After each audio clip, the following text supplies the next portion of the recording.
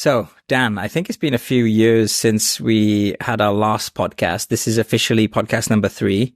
Mhm. And I remember the last podcast, we were specifically talking about The Naked Truth, your book. And I think it was just about to be released or was being released at that time. That was roughly the time period that it was released. So I'd like to just start and just ask you, like, what's been going on for the last few years? You know, what have you been up to since the book release? I think my life's kind of been revolving around fatherhood since then. Mm-hmm. Yeah, so having a kid's been a big change for me, or a big shift in focus, I guess. I've gone from trying to save the world to just being a dad, which is a more realistic goal, I think.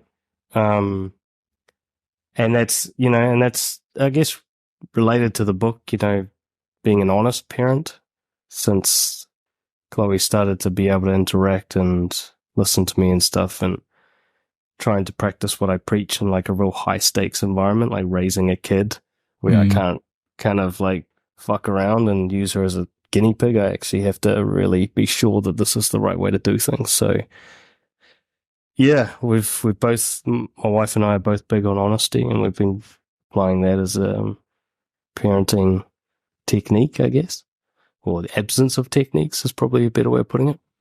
Mm-hmm. So far, so good. It's a case study of one. I can't draw any major conclusions, but I'm not seeing any massive trauma wounds. So being a dad, and it's been a struggle because Chloe doesn't sleep very well. So I've been sleep deprived for like 3 years.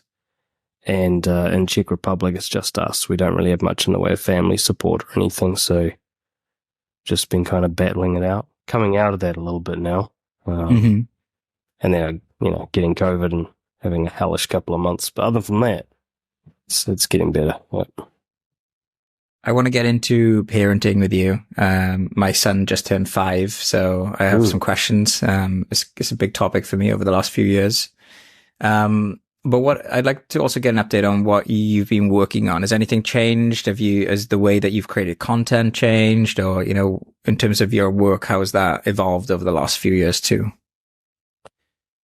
Yeah, I think I was kind of joking around, not trying to save the world anymore. It's not really a joke. Like, I had an epiphany when my wife was pregnant, that kind of the world can't be saved. And it's like this ego thing that I hadn't seen that was driving a lot of my work was actually wanting to be this big impact, It was actually Stoic stuff, as Marcus Aurelius, we're all dust and everyone forgets the people who remember us, that kind of thing.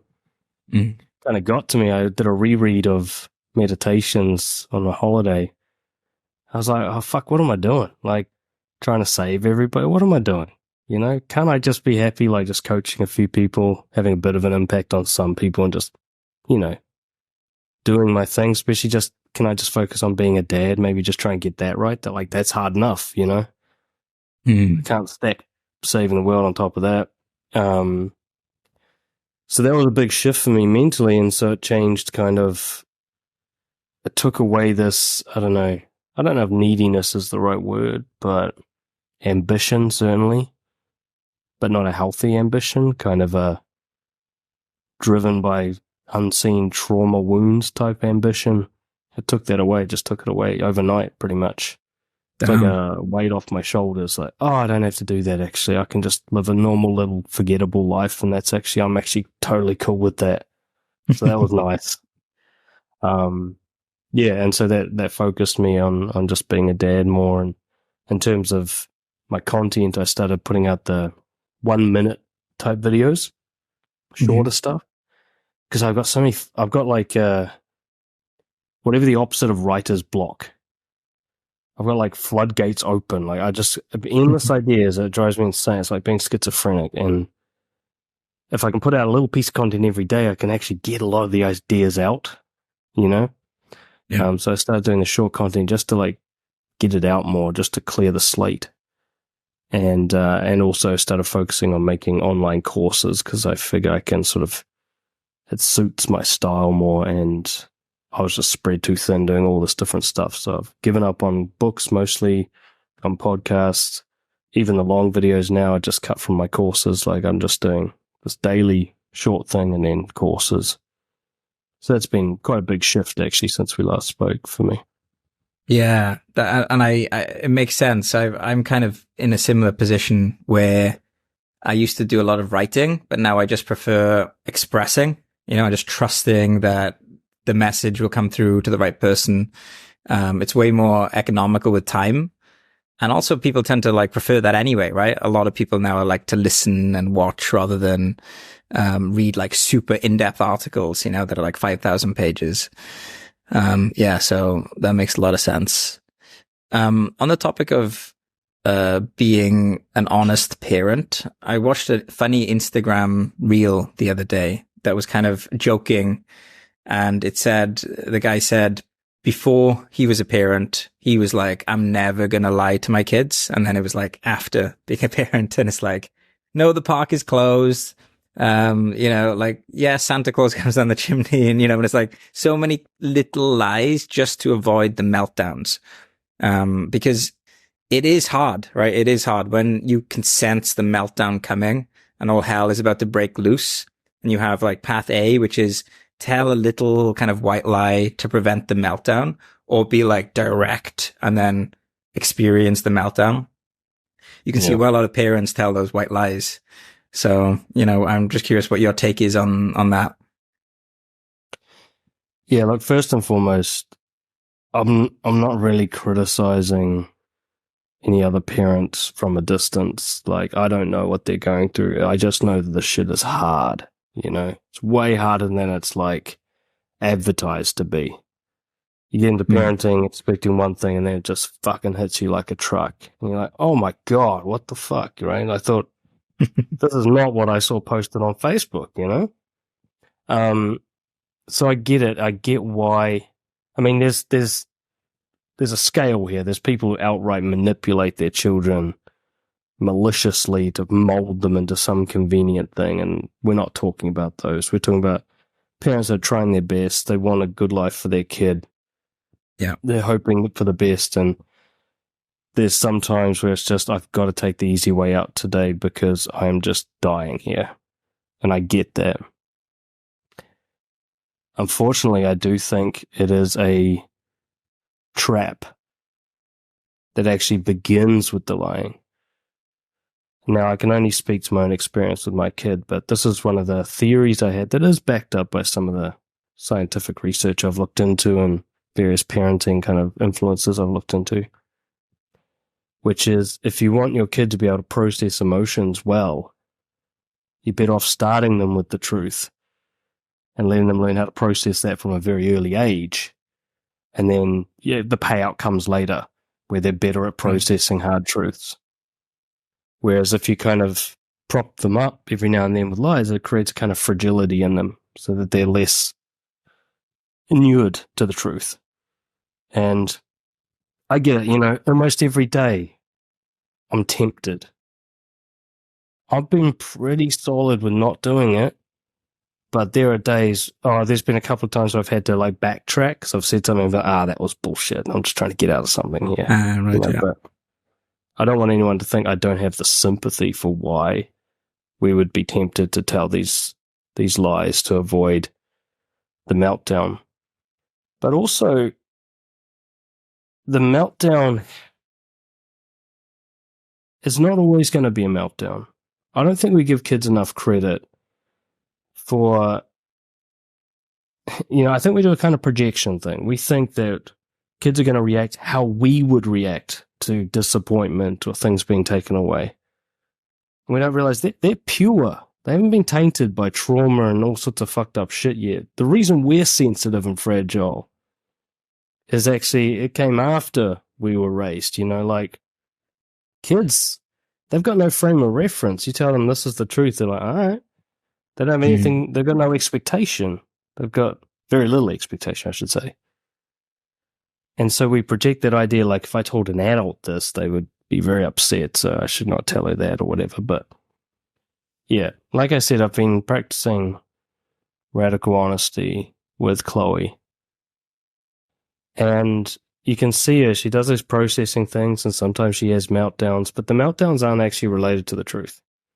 Meltdowns are Right. because she's tired or overstimulated or hungry. If she's kind of doing well, she can accept anything. She can accept the park being closed or that she's not allowed ice cream today or whatever. And actually, lies don't prevent something like being overstimulated or being too tired, or one of the common reasons that a kid would throw a meltdown, Yeah. Yeah. Okay. Yeah, no, this is great. So, I really like what you said there about like giving the truth as like the foundation, and then that equips them to be more resilient with the hard truths that come when you're an adult. That makes a lot of sense. Getting into the weeds of this a little bit, and this is something I've talked to my other like dad friends about. Sometimes parenting can make you sleep deprived, or it can make you just sort of like, sometimes you can just have those long days where things get just tough and the hours tend to like trickle by really slowly.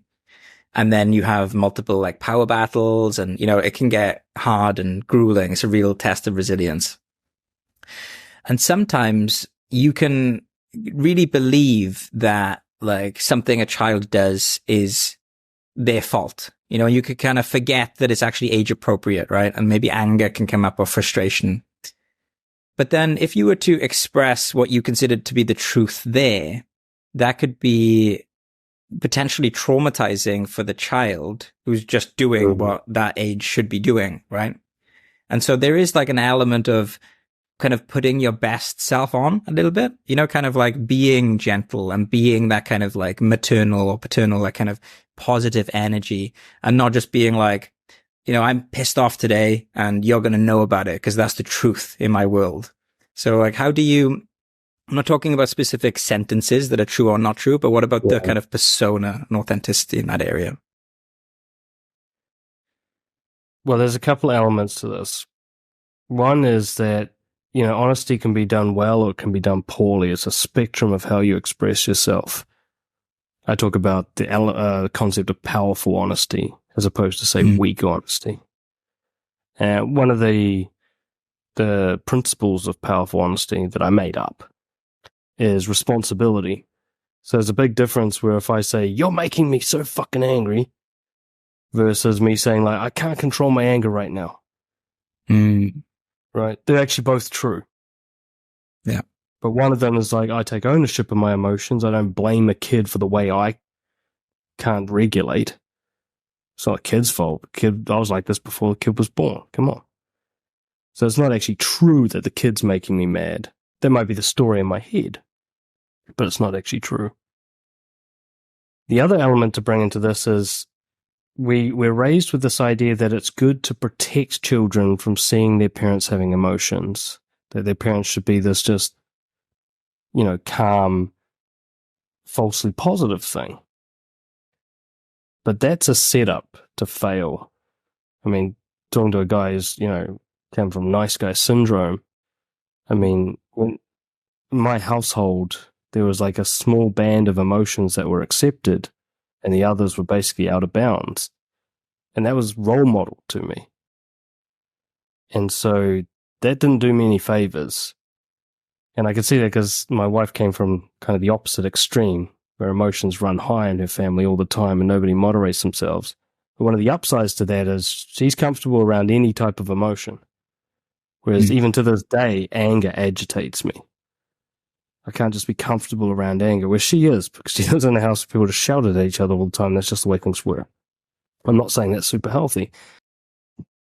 But what I'd say is you could set a goal for yourself to get the best of both worlds, where you want to be honest to your child about the way you feel in such a way that role models healthy expression of emotion, as opposed to hiding that emotion from them. A kid will only think that they're at fault for the emotion if you word it that way. But and I've practiced this with my own child so often, and I'm not saying I'm perfect at parenting. I get shit wrong. Don't ever make that false assumption. But I'll sit down with them and be like, Daddy's gotten all stressed out today because he worked too much, So if you see me with my grumpy face, it's because I need to stop working. Right. I can tell her that, and you can just see her go like, oh, okay, yeah, that's your problem then, and you can see her like, and then she's wonderful. Now she's really empathetic. And I wonder if it's either just luck or it's part of us doing this. We should be like, Daddy, you stressed. I can see it. You're working too hard. She'll say stuff like that. You know, and she's right when she says it too. Like she's putting pieces together of what facial expressions mean what. And then when we snap and we get it wrong, which we do, then we explain it to her afterwards. We at least try to redeem it. So I'd be like, I shouldn't have shouted at you there. You didn't do anything wrong. Like, I don't like that you spilled the water on the floor, but I know it was an accident. And I was just, you know, I couldn't control my anger there. Oh, I shouldn't have shouted at you. That wasn't right. You know? And you can see her just kind of like, oh, okay. And she figures it out and sort of rewrites history a little bit. So I do think it's possible to be emotionally honest with your kids without scarring them. Yeah. But it's all in how it's expressed, and particularly where the focus of responsibility lies more than anything else. Like, if the kid thinks they caused it, that's where trauma starts.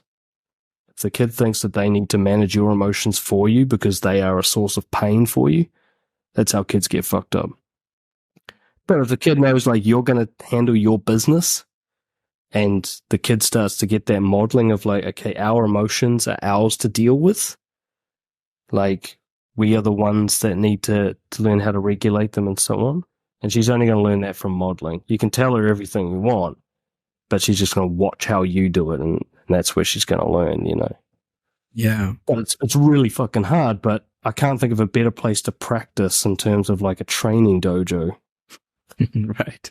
Because the other thing I've noticed, I got to say this, and yeah, I've always been quite sympathetic to children being children and not taking it personally. Like I'm strong with that. But what I'm learning now is, what's the difference between a child and an adult, really? In this regard, like now I watch adults being dicks, and I'm like, well, that makes sense actually. And yes. Like, this is no different to what a kid does. This is an adult version of a tantrum. This is an adult version of being overstimulated and being overtired. Like, it's a bit more nuanced and sophisticated, but it's still the same kind of, you know, just dysregulation. Right? Yes. Anyway, so it's just a side note that's been fascinating for me, is I'm starting to like see adults as far less separate from children than I did earlier, you know? Yeah, I love that. One of the kind of thought exercises I sometimes do, if I find myself being a bit judgy towards an adult, I sometimes imagine being their dad, you know, because I have that dad like imprint now in my brain, which I didn't before. Like I'm the dad of this adult. And it just immediately changes things. You just like, you kind of see things from their perspective a bit more, and it's like, oh, a bit more understanding and what have they gone through? And that idea that you mentioned about making mistakes and then kind of repairing the relationship by kind of acknowledging it, that's also a form of really good modeling, right? Like, because children will make mistakes and we're showing them how we can make amends and get things back on track, which is really good. I was reading a book on parenting quite recently, and I did think of you as I was reading it. It was something like 15-minute parenting. I'll put a link in the show notes. And the author made this point that there are something called pro-social lies. That's what she kind of made the claim about. And whenever I'm listening to a book and I hear lying and honesty, I just think of you, and I'm like, okay, I want to talk down about that at some point. And she kind of gave the example of magic for children. Like, it tends to exist within a quite a short space of time. You know, when you're like 40 and you're working a full-time job, magic isn't as available as when you're 3 or 5 or 7, right? And you learn about wizards and witchcraft for the first time. And so she was making the point that it's good to kind of protect that phase of a child's life where they can genuinely experience magic. And now it's December the 15th, Christmas is approaching, and there's a lot of this sort of stuff going on where people are hiding elves around the house and pretending they're naughty elves, and Santa is coming. And I'm never quite sure now that I have a child, like to what extent the child really believes it, if that makes sense. I don't know if they believe it the same way that they believe that the sun is in the sky. You know, I don't know whether they kind of really, really believe it. I'm undecided, or whether they're kind of playing along. But yeah, I'd like to just get your thoughts on that, on the idea of not telling the truth to children as a way to kind of make their life a bit more magical. Yeah, I I have some opinions on this that aren't always well received.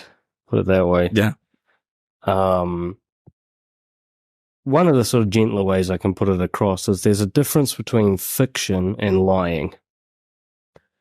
And like with a magic show, I'll start by talking about with adults. The reason I don't call a magician a liar is because when you go to a magic show, you know you're going to be tricked. Right. The fact that you know you're being tricked makes it magical.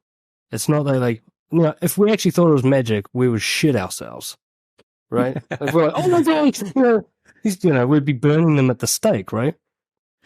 But because we know it's a trick, but we don't know how the trick's done, that's the magic. I was like, how the fuck did he find that card? Like, it blows our mind that we know that nothing magical happened.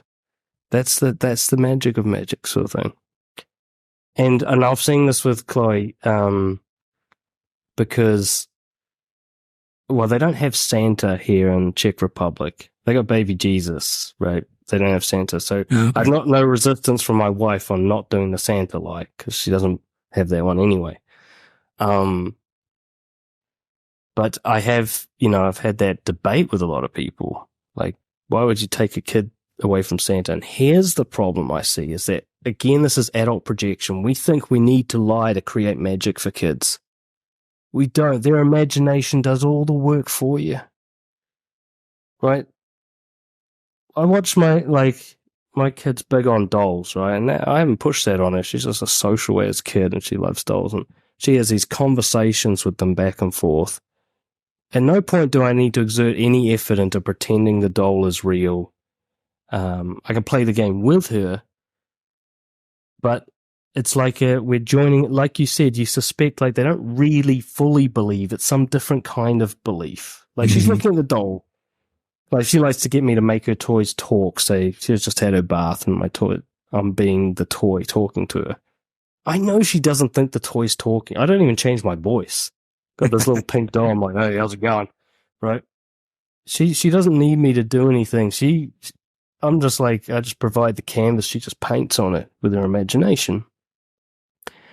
And there are other things I do think she believes. Like if she watches a movie, I think she thinks it's real, to some extent and so on. So I don't know. It's hard to tell. Yeah. But what I'm saying is like, I don't need to. I don't need to lie, but I don't need to steal her imagination away either. I don't go like, no, that's not real. Right. I just be like, you choose what's real for yourself, right? Mm-hmm. Like I'll play along if you want, but I'm not going to go, let's say I'm playing with a doll and I'm making it talk and now it's time for the game over, bath's finished or something. I'll be like, all right, we're finished with the game now. Yeah. And quite often I'll say things like, oh, let's pretend that this is this. And I don't need to actually like enforce the reality of it. I can just say, let's pretend, and she's fine. She doesn't need me to con her into this. She can do it knowing it's a pretense and still have bundles of fun with it. Yeah. And I think back to being a kid, I used to play with G.I. Joes, and I'd have entire adventures with these things out in the garden, climbing trees with them and talking to each other. I'm like, I don't need someone to come and tell me that they were real fucking people. I don't need that. So I think the mistake that parents make with this is just that idea that you need to create something to bring magic into a kid's life. It's like, no, we just think that because the magic's been taken away from us. Right. It's been beaten out of us over the years. We've forgotten what it's like to be a kid. You leave a kid alone in the room, he'll turn everything into a living creature. You know what I mean? Like, yeah. They don't need us to make shit up for them. They don't need elves on shelves or anything. They can do it with a block. You know what I mean? Oh yes, I like that insight. So it's like we are forgetting what it's like to be a child, and then kind of like using our clunky method to kind of infuse magic into a space where there already is magic anyway, naturally occurring, right? Well, I've got and there's a harsher point. This doesn't apply to everyone doing this. Most people are just doing this out of good-hearted, like, isn't this what good parenting is? They're trying their best. But there's also some people where if they were truthful with themselves, they'd see that this isn't really for the kid. They want to create the joy in the kid, to be the cause of it. Mm. Right? They want that, like, credit, that validation. And this is, that's what I'm saying. Like, you leave it alone, the kid will do it all by itself, but you won't get the credit. You won't be the one that brought the amazing magic into their life. They did that themselves. But I do suspect some parents, like I can see especially, I don't know, grandparents do this a lot more than parents maybe. It's like forced. Like, look how awesome and fun it is to be with me because of all this magic I create. Or actually, like, you could just sit there and do nothing, just be the observer, and the kid will do the work, And I don't know, I think sometimes some people struggle to let the kid be the star of their own little world. Yeah. But that one gets some blowback when I bring that up. Like, all of your views are welcome here. And, we don't need when we hear an opinion that doesn't merge with our own, we don't need to respond with hatred and anger. We can respond with curiosity, like, hey, that's cool, that's interesting that you see things that way. Although that's kind of rare and hard to do for most of us. But yeah, I really appreciate you kind of being honest. No surprise, with your views there about magic. I'd like to bring Sammy into the conversation now. So here's a little background with Sammy. And Sammy, you can introduce yourself in a moment. I've been working with Sammy for about a year. Sammy joined one of my courses, about a year and a half ago, roughly. And we've just been chatting, and I republished one of our older conversations on my podcast, Dan, and Sammy just started listening to it and then got the audiobook, and just started reading it. And I was getting these updates from Sammy in messages, and it was almost like he was going through a kind of crazy multi-week and still in the process kind of psychedelic trip where his whole reality was being like flipped upside down. That's how it felt. And it was just like bomb after bomb after bomb after like, what is real? Who am I? What is the life that I've been living? But yeah, Sammy, I was wondering if you could kind of share your experiences on this.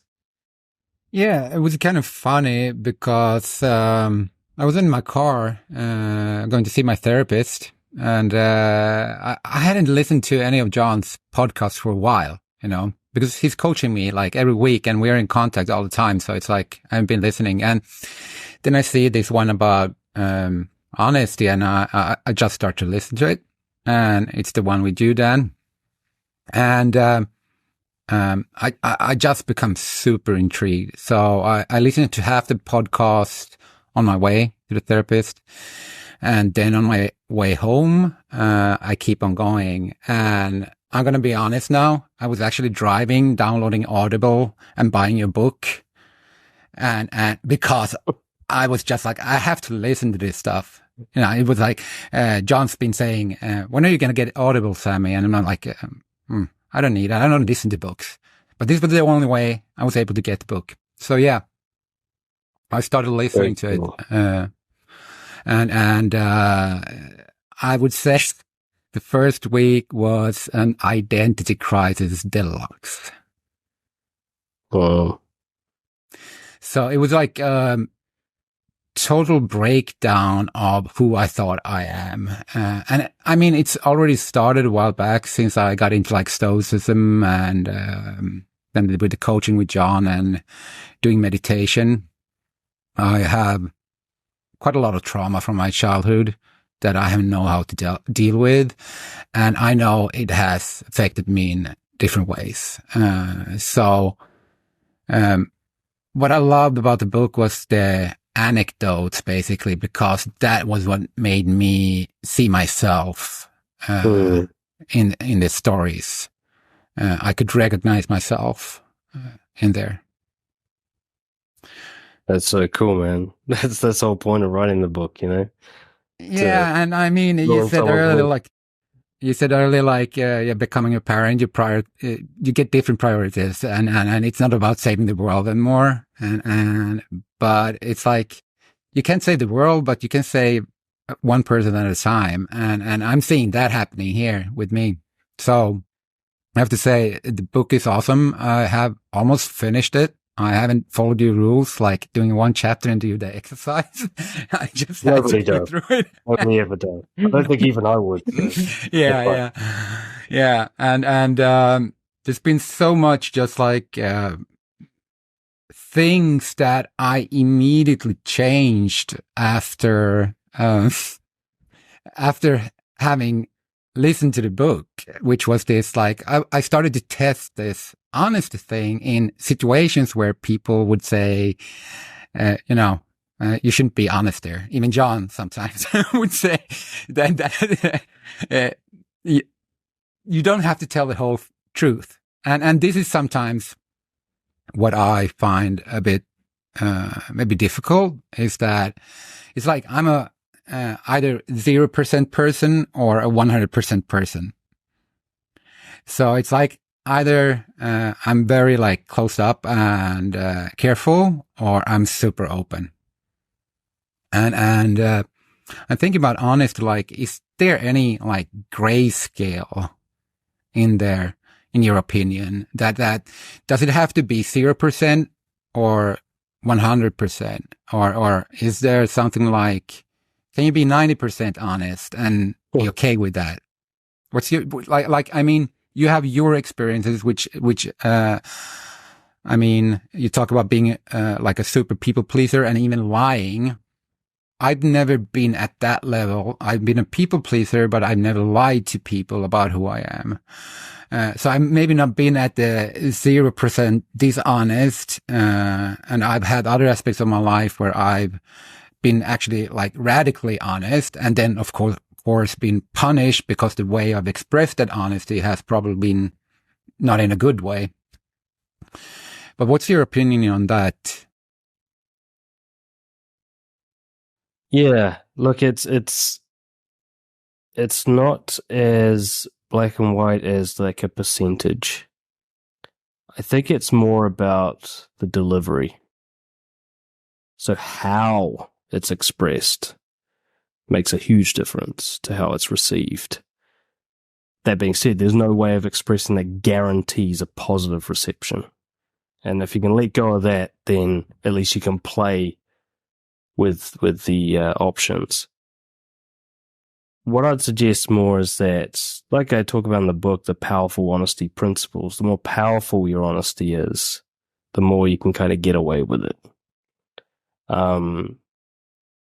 Another, I think, really important element is reciprocation. So I was reading between the lines a little bit with what you're saying, which is that there might be some oversharing on your part. And oversharing doesn't mean you're being too honest. It means the interaction's not balanced. So there's no such thing as oversharing with somebody who shares as much as you do. It's like, by definition, it's not oversharing. But if let's say I'm talking to you and I just stack like one personal point on top of another, I just, like you're my therapist, I just download on you. It's not the truth that's the problem, it's the quantity and the fact that you're backed into a corner and you don't have a voice. Whereas if I share one thing with you, and right at that line where it's starting to get uncomfortable, I stop because I'm done. And then you share equally, and we play that sort of tennis match, which I probably talk about in the book, I can't even remember anymore. Then the concept of oversharing doesn't exist. You can't be too honest. Again, it comes down to that, how it's shared as well. If I'm like, woe is me, my life's so fucking miserable, and they're like, I don't know, dude, did you want fries with that? Like, what are we doing here? Like, there's ways of saying it that land really, really well with people, while simultaneously also being very repulsive to the kind of people you should be repelling. Now, one thing I get, like, with guys I'm like coaching with honesty, they go through what I call the transition phase, which is, it's like Navy SEALs Hell Week or something. It's where you're being more honest, but in a world that you had created with dishonesty. And so there's a big jarring, like, reset. So all your friend circle and your job and everything was created by the largely dishonest person that you were. And now you're bringing this fresh guy in there, and he doesn't really know how to say it properly or anything. He's just like testing it out, the only way to learn. Yeah, you're going to get some blowback on that. And I don't think there's a way to do this without having at least some of that mess being made. But what I noticed, like say, just in my own experience, is when I started being really honest with my friends, yeah, I lost like 70% of them. But now, on the other side of that transition, I'm like, I didn't lose anyone that really matters. In fact, the people who stayed, it just validated how good they were in the first place. I was like, they were always good friends, actually. I could have always been honest with them if I just had the balls. They would have been very receptive to that, as proven by their reception now. It's the same, some people will be honest and they get fired from their job, and they're just like, oh my God, that was a disaster. I'm like, really? A job that fires you from being honest? Shouldn't you maybe not be in a job like that? Isn't this like, you really don't think you're ever going to get another one? And once you're through the transition and you're now like, if you meet me for the first time, you get honesty straight away, a whole new life gets created. You very quickly repel people who are anti-honesty or, whatever, anti-you. And you're very attractive to people who like you just the way you are with no effort. Even down to the point of like a job interview. I have all my clients get real honest in job interviews. And basically the job interview either lasts 5 minutes or it lasts 3 hours and it's the best company they've ever worked for. And there's kind of like nothing in between, pretty much.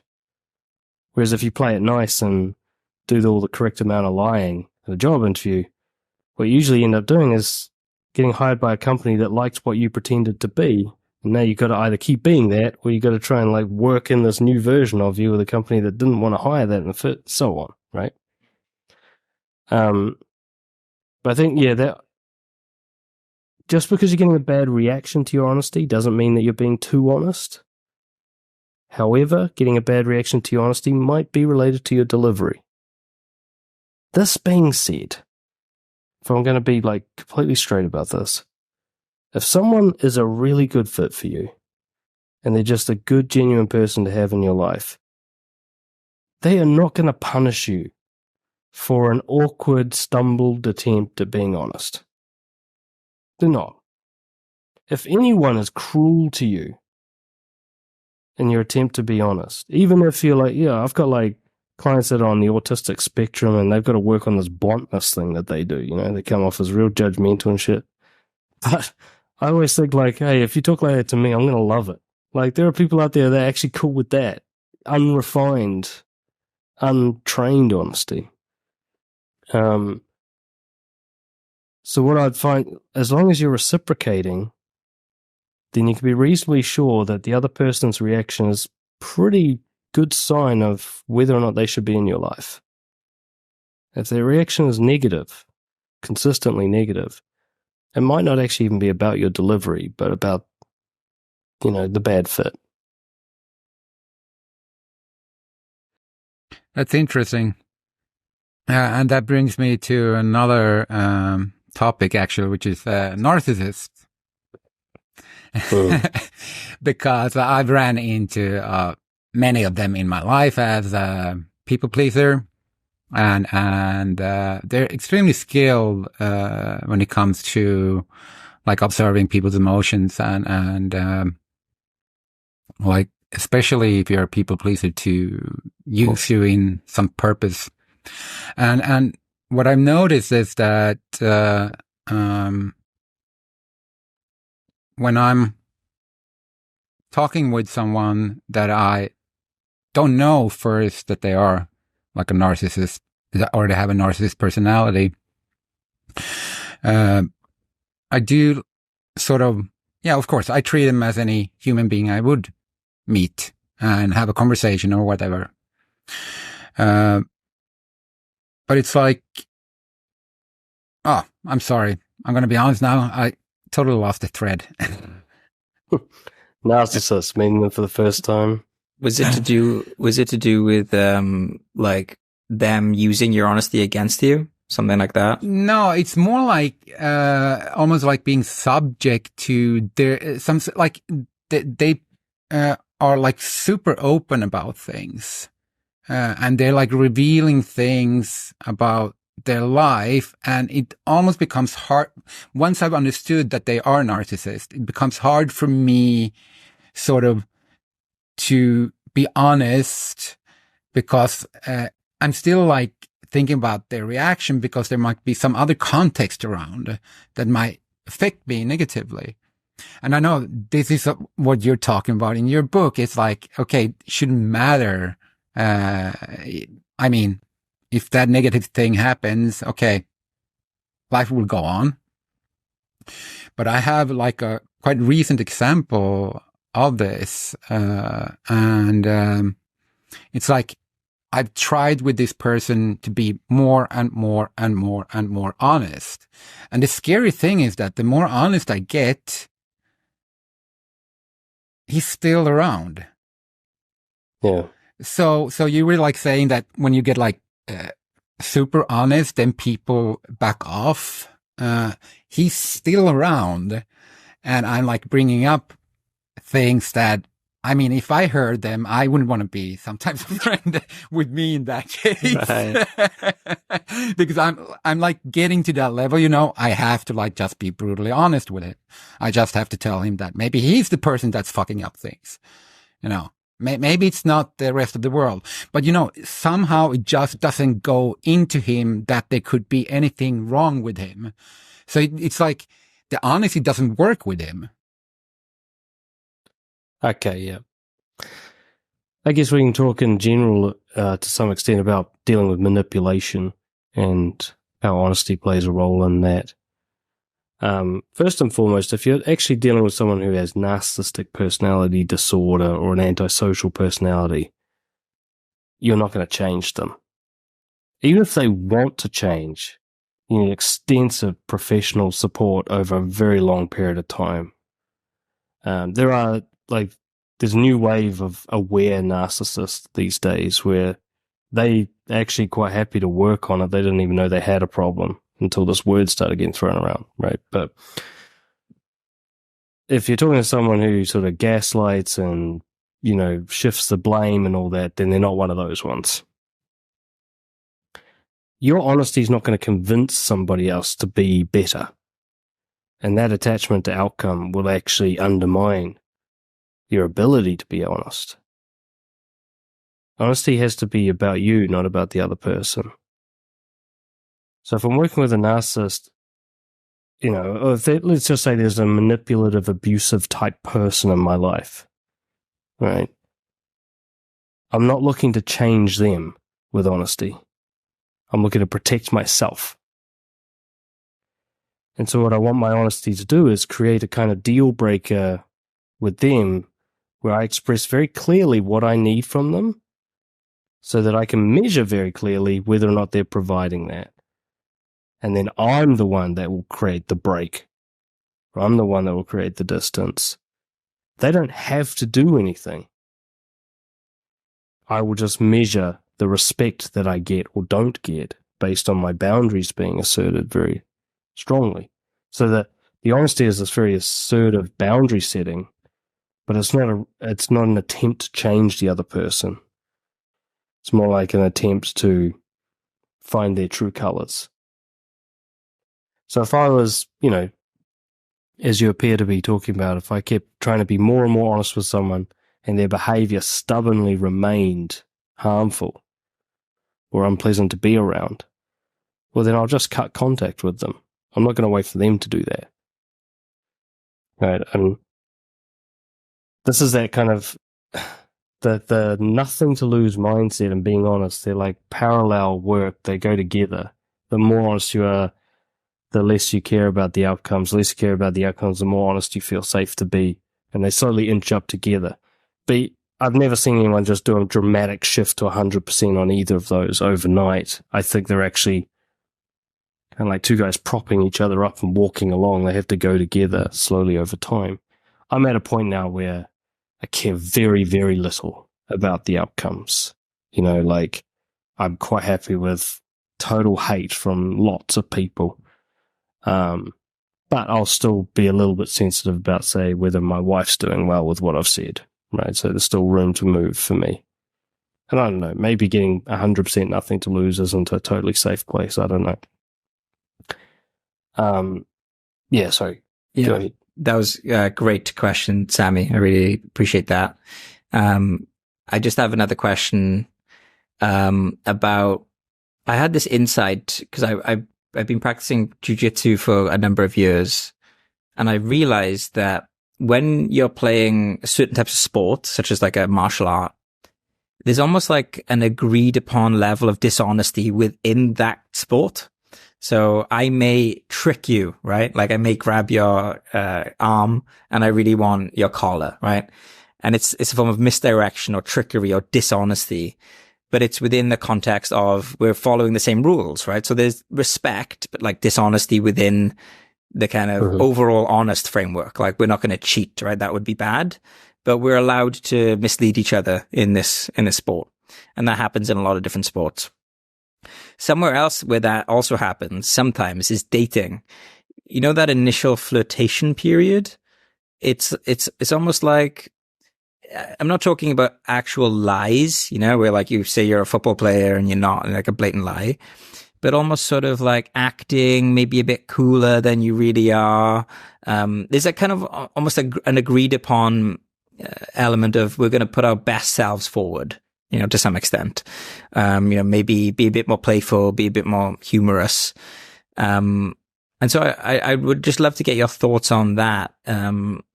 In that sort of initial dating flirtation period, it may be not even like bad, but almost like a social error to just like lead in with, hey, I saw your photographs. You seem attractive, but to be honest, I don't really think anyone is real until I've met them.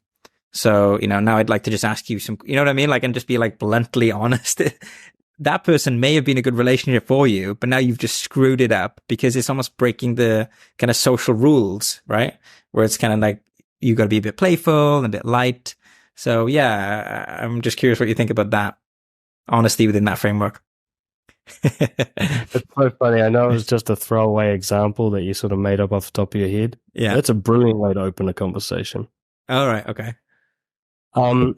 Look, in jiu-jitsu, it's literally a competitive sport where it's understood that trickery is part of the sport. So it's like the fiction example. It's like a magic show.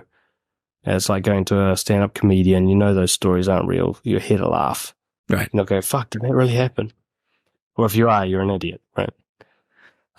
If you go to jiu-jitsu and you're like, oh, you grabbed my arm. That's, you know, you shouldn't be doing jiu-jitsu, right?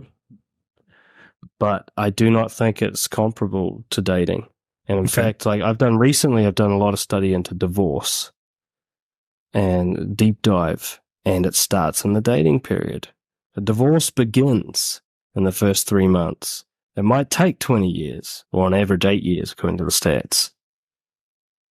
But the problems with there, especially like deal breaker misfit problems that are glossed over at the start to keep it smooth in that early period. Where actually, if it was brought up nice and early, you'd be like, yeah, we're not having a second date, and you're not missing anything. You just dodged a train wreck. It's very hard for people to see this. I can't speak to some of the scientific evidence, but I coach a lot of guys with dating and relationships. And when they switch to this sort of fully raw, honest approach, that's where you get like 40-year-old virgin when I met him and married when we're finished, right? Because if you start honest, you never have to adjust later. There's a big crash and burn that happens between the 3 to 6 months period where the real person finally starts emerging and you can't keep up the act anymore. Unless you're a nice guy like I was and you can keep up the act for years. But it's a fucking nightmare to try and do it. It's very exhausting. For most people, they start to be like, okay, by the way, I play video games 6 hours a night. I didn't tell you that before. But now you're officially my girlfriend, so good luck with this, you know. The thing is, there's a girl out there who wants to play games with you for 6 hours, but you missed her because you went for the other girl who wants to do outdoor hiking and you pretended you were into that. Now, this is not the same as just being genuinely excited and a little bit amped when you're dating someone. And it's not forced. You're not pretending to be your best self or anything. You're just like, oh shit, geez, oh, this is exciting. And so you're a bit activated. I don't know what the word is. That's fine. That's not actually dishonesty, right? It's like if I have fun with my kid, you should see me. I'm silly as fuck. I don't sound like this when I'm playing with my daughter. I'm not putting that on for her. I get to be a kid again. Like, I can't wait till she's old enough for Lego. I'm going to force that on her. You know what I mean? Like, anyway, I do think it is an absolute fucking myth that you have to play a game at the start. But it's an intersubjective belief, which is everybody believes it, so we've kind of made it true. Even like at the start, like your example, like I've seen your pictures, you're implying that we're meeting on an app and stuff.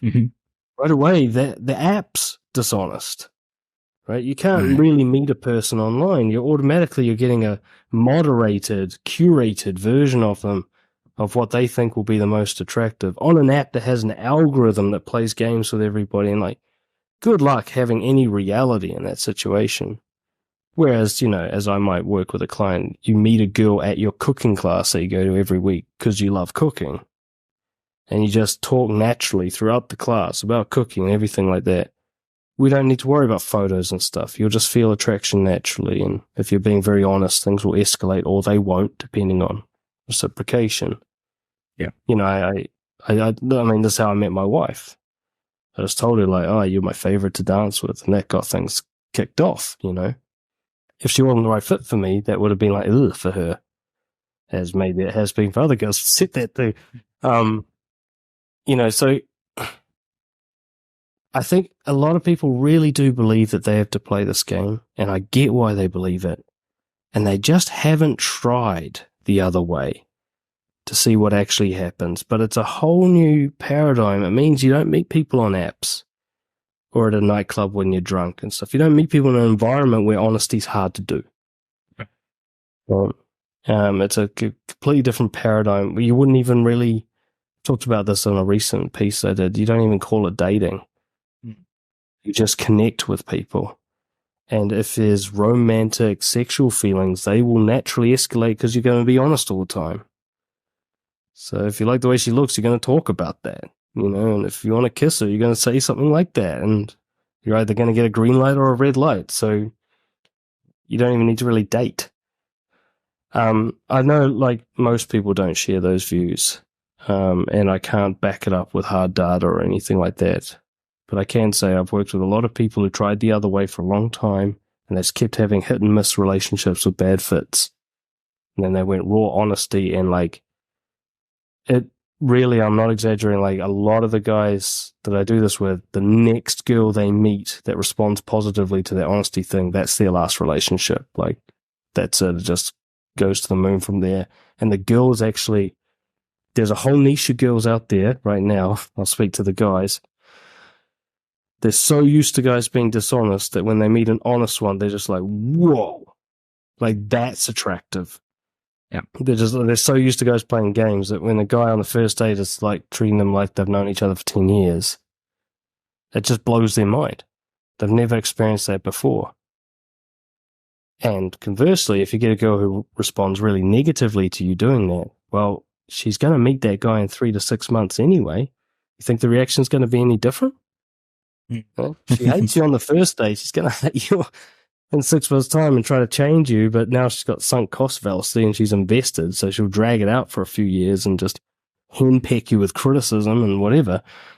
It's like, save yourself the pain, I remember in one of our earlier conversations, you said a line that really stuck with me. It was something, paraphrasing it, something to the effect of, your wife now, when you first met her, you were so honest. It was almost honesty to the point of pushing her away. And you knew that, if she would stay even after that, she would be the one, right? So I almost think that's like a really cool approach to almost like be so honest that, like, if you're not really well suited for me, you're just not going to stick around. Yeah, that's like one of the best ways to, because, if you want a life partner, you don't want someone who's just like, I'm kind of half in, right? You want someone who's all in. So yeah, I thought that was a great principle that I've kind of kept in mind. Sammy, do you have anything to add to this or any questions on this topic? I think I find the whole topic very interesting right now, since I am dating. and I mean, I started dating and then I ran into your book and I've continued dating. And it actually made me change a bit because I was like, like everybody else, learning the pickup game. You're supposed to do this and this and this. So instead of, I noticed sometimes when I got like, okay, I live in a place where there's not a lot of people that live here. I don't meet people daily. I don't get into contact with people regularly. On the countryside, in Finland, deep in the forest, I don't run into people. And if there's something to do, I have yoga class like once a week, and it's like these old ladies. So, so my only option is actually the dating apps. But the whole problem is, I think that when you play that game, and I've noticed this, you go on the dates, the women are suspicious. Is this person really this person he's pretending to be online? And I've noticed that adding more honesty in the communication with them quite soon is actually like you say that if they don't like that, okay, then they're not fit for me anyway. So I'd rather not even go out on a date with them in that case, because then I'm wasting my time. I could do other things or meet someone else. So it's been a sort of an experiment, starting to add that. But like one classic thing is that, I have these questions I ask, like first screening questions, and I usually get the same answers. And then I answer them, and I answer them honestly. Then they change their answers back because they haven't been truly honest in that first interaction. And I find this very interesting when you mentioned that, like, it's so fake, a lot of these things when you do these online things. So, but just spicing it up, actually, with a bit of honesty, the whole thing becomes different. Yeah, look, on that note, you picked up on something, which is the leadership element to honesty. Especially in that scenario that you're talking about, like online dating stuff, people got their guards up, they've been hurt before. There's a lot of con and stuff that goes on there, they need to keep themselves safe. And what you often get in a situation, even with people who are sort of consciously trying to be honest, is they're waiting for the other person to go first. And it's like, well, you talked about some screening questions. One of the best ways to get someone to open up is you be the first to open up. Now, we always keep in mind this reciprocation principle. I've talked about this a lot with people over the last year because it seems to be a real deal-breaking or make-or-break factor. As long as this goes both ways equally and nobody's oversharing, nobody's stacking on top of points and having more than one turn at a time, as long as you keep that in mind, then basically you can go really honest right from the start and make it safe for them to do so. When I was back I got heavy into the pickup stuff. There's always this idea of like leading and escalating when it came to the sexuality of it, the touching and so on. And it's funny, I've discovered this dynamic, which is actually you can lead with words and they will lead physically. You make it safe for them to touch you. And this keeps you totally safe with any sort of hashtag Me Too type fears that you have. If you say to someone like, God, like, I just keep thinking about kissing you. If they like you, they're going to kiss you. You've just made it like rejection proof for them. And it's the same for emotional stuff. If they say, how's it going? You're like, well, the depression sort of came back a bit last week, but I'm coming out of it now. How about you? They're free to talk about anything now. Right? You've just made it like there's no way I'm going to judge you after I've said something like that, right? It's kind of like you can think of it almost like a blackmail situation. Like, if you and I both hold secrets about each other, neither can blackmail, you know? I can't do anything to you if you've got information on me as well. So give them the information that they could use against you, sort of metaphorically, and then they'll be safe to give you similar information.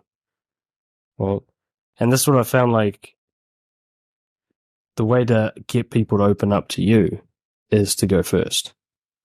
And then their reaction will be, basically, it's kind of a green light or a red light. Their reaction will either be like judgmental, or they don't reciprocate, or they're weird about it, or whatever.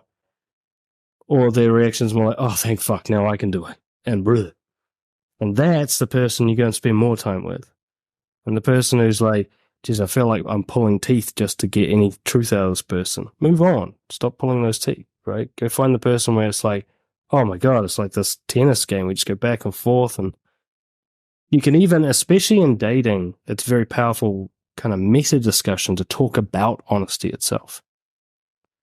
You know, to actually go on a date with someone and say, look, I'm going to try something here. I'm going to try and be just totally honest with you. Because I'm sick of this gameplay shit that always happens on these dates. And so if you walk away after 3 minutes because you hate me, that's fine. I'm just going to be transparent. We'll just see what happens. And you're free to do that too if you want. Or whatever. You can talk about the actual difficulties of being honest during dating. And that in itself, I mean, my wife and I in our dating phase, that was like a whole night we talked about that once. We just talked about like our previous dishonesty. And that in itself was just very powerful sharing. We basically shared our techniques on how we would manipulate each other if we were going to, which means we couldn't now, right? So I was like, oh, well, fuck. We've got no weapons now. We're just totally exposed. It's like playing poker with the fucking cards up. I was like, I can't bluff now, you know? And that was actually a really powerful connecting experience for us. Yeah. And I mean, there's so many profiles when you are into online dating, you know, they're looking after an honest man, which I think is pretty funny because what I've actually done now, Dan, is that when I've been on a date, I've said, yeah, I'm reading this book called The Naked Truth. It's about shameless honesty. And bang, you know, and you know what I get is that some people, they are just like, oh, I can't do this. Even though it says that they want honesty, they can't do that kind of honesty. I find it super interesting. Yeah, well, somebody can say they want you to be honest. Doesn't mean they want to be honest. You know? Exactly. But then I seen the other side of it too, which is actually what you said, that I think you can combine this honesty thing with the fun and games. You know, it doesn't have to be all like super serious, super honest. You can also have a bit of fun, laugh, and, you know, have that part in it. So I'm trying to see a bit like, you know, okay, I've been learning the pickup game and now I've been learning shameless honesty. How can I combine that into something very interesting?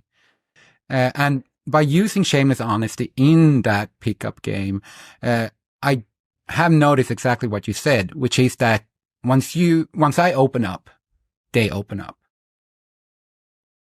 Yeah, look, I think it's important to note that honesty doesn't mean serious every time. Yeah. That honesty is like this like intense therapy discussion every time. In fact, when you get really shameless, it's naturally funny.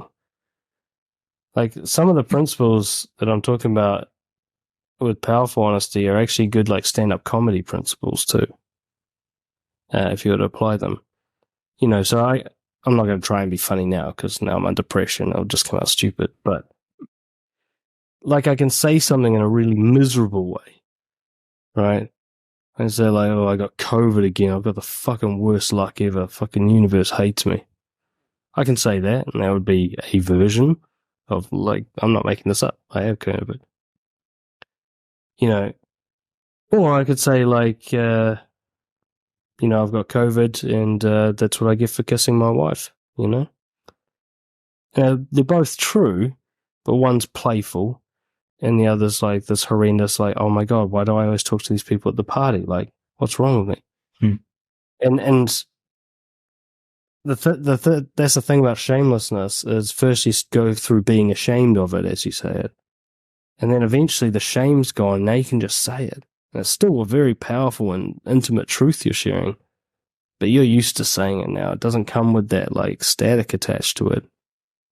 You know, it gets to a point like I used to get erectile dysfunction from social anxiety, performance anxiety. And the first few times I talked about that with girls, I just wanted to die. Like it was such an uncomfortable conversation, especially it was usually in the context of it happening and ruining our night, right? So that was just up, but I was like going through a similar transition that you're probably going through now. And I'm like pretending this doesn't happen isn't working. Let's try this other way where I just cards on the table. But eventually it got to the point where, you know, I might be, I don't know, chatting up a girl somewhere. And I'd be able to say something like, let's go back to your place. I mean, you're super hot, so I'm going to get erectile dysfunction, but let's give it a go anyway, you know? And I'd say that, and it's all completely true, and she'd laugh, right? And we'd have fun with it. And then if it happened, we'd be like, see, I told you. I guess it's just massages tonight, you know, nothing but cuddles. And it would become this fun, playful thing, this thing that used to ruin my life that I ruminate on every night going, oh my God, even if I wanted, like, even if I had an opportunity with a girl, it's not going to happen. And just, they would eat me alive. Now it's like, if it happens, we'll fucking have a laugh about it. I'm like, the same thing's still happening. And of course, ironically, when I finally got to that stage, it stopped happening because it was the pressure that was causing it in the first place. But it's a great example, like, a guy who's currently suffering from it can't imagine joking about it with a girl. It's the most serious conversation topic in his life. But by the 100th time he's talking about it, it's not anymore. You know?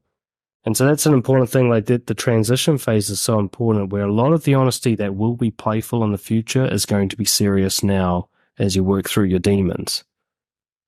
But it's you expressing it that's going to take the fucking sting out of it. The more often it's said, the less it becomes this like, it won't have that tone and that weight that they have to receive, you know. And stand-up comedians are great to watch, especially the more honest stand-up comedians, you know, the Louis C.K. types. Yeah. Where they're talking about actual problems they have in their life, and it's just hilarious. But they're not actually making anything up. They're not even really exaggerating. They're okay with it. They're at peace with it, and that kind of makes it funny. Yeah, I love that. Another angle, I don't know if you agree with this, but sometimes I think children can be really good teachers. And sometimes children are very good at being honest in a way that is disarming and sometimes outright hilarious, you know. And like a few weeks ago, I didn't see my son for a couple of days, and I said, I miss you. Did you miss me too? And he's like, not really. And I was like, okay, that's, you know, as long as you were happy, you know, that's fine. But it's just like, you know, but you can't not love someone who's like that, right? They're just like, that's them. And they were just telling you as it is. And it was nothing malicious about it. As an adult, you might be like, oh my God, like I have to tell this person, like, you know what I mean? Like I didn't miss them and it's a serious thing. Why not be like the kid, right? Like, to be honest, I didn't, you know, I was too busy. But I'm glad I'm with you now, right? You know, and there's something kind of disarming about that. Yeah, and I think something key here is that for me at least, who has been being a people pleaser, and I'm trying to work myself out of it, just hearing and getting that idea now that, hey, honesty can be fun, or honesty is actually fun. It doesn't have to be serious. I think this is a big issue that when we start to talk, you know, okay, John, we're going to have an honest conversation now. That's like the idea people have, that it has to be serious. It has to be super deep, or it has to be something real, super real. But honesty can be something else, actually. And I think this can be really helpful for people that have trouble with this, to just change the frame. You know, just reframe it into, okay, when I talk about being honest, and I think I've had this problem, and this is definitely going to change the way I'm going to behave up ahead when it comes to honesty, is I'm actually going to have fun with it. instead of taking like this super serious thing. Should I say this or not? Instead, like, yeah, I'm going to say it and just see what happens and enjoy it. Yeah, look, sometimes honesty does need to be negative and serious. So sometimes you got to sit someone down and set them straight. But I think people have an idea in their head, the connotation of the word honesty is like, this is when you start to have those conversations. We'll call it an honest conversation. There's two kind of practical, I think, tips I can give you here. One is to make it about us rather than about me. Oh God, I'm going to lose my track of the second one. Maybe it will come to me as I talk, but I think I've lost it. But the us rather than me thing is, let's say I've got a problem. If I talk about it like it's a human problem rather than it's my problem, it automatically becomes more connecting and more playful. You know, so I could be like, oh, I'm fucking down because my boss has been mean to me or something. I don't know, I'm making this up. Or I could be like, oh, you know that thing when your boss is just on your ass all fucking week and it just drives you insane? Now it's us. Shared experience. Right? And that changes the tone of it completely. It'll also help you quickly identify whether or not the other person resonates and relates to you. You know, if you share the thing like, this is a thing that happens to us and I'm having my turn right now. You know, it automatically, there's something playful and humorous in shared tragedy, right? The kind of detachment that comes when we step back and look at like, oh, this is just part of life, you know, isn't it fucking gloriously tragic? I think what a lot of people do with serious stuff in their head is they make it like, I call it, it's actually Mark Manson calls it reverse entitlement. Like, I'm negatively special. Like, it's just me that suffers this way. And that is very rarely the truth.